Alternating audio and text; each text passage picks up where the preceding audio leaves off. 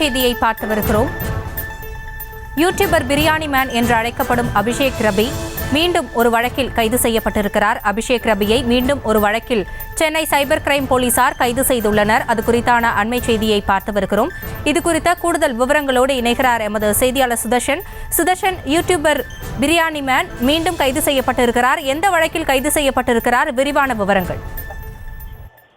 வணக்கம்.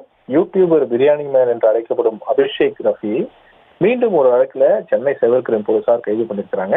கிறிஸ்துவ மதத்தை இழிவுபடுத்தும் வகையில சமூக வலைதளத்துல பதிவிட்ட விவகாரம் தொடர்பாக ஏற்கனவே அளிக்கப்பட்ட புகார்ல இவர் கைது செய்யப்பட்டிருக்கிறார். இவர் ஏற்கனவே சைபர் கிரைம் போலீசார் கைது செய்யப்பட்டு உடல் சிறையில் இருக்கிறார்.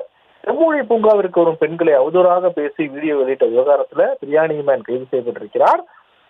உள்ள இருக்கும் போதே, அதாவது புலன் சிறையில் உள்ள இருக்கும் போதே இப்ப தற்போது மீண்டும் சைபர் கிரைம் போலீசாரால் இந்த கிறிஸ்துவ மதத்தை இழிவுபடுத்தும் வகையில சமூக வலைதளத்துல பதிவிட்ட விவகாரம் தொடர்பாக அளிக்கப்பட்ட புகாரின் அடிப்படையில தற்போது அவர் கைது செய்யப்பட்டிருக்கிறார்.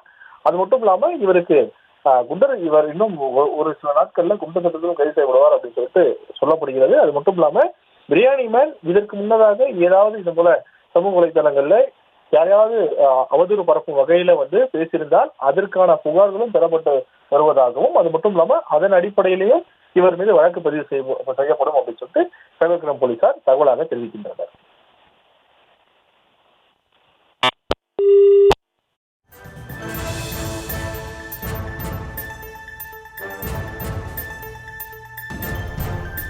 விவரங்களுக்கு நன்றி சுதர்ஷன்.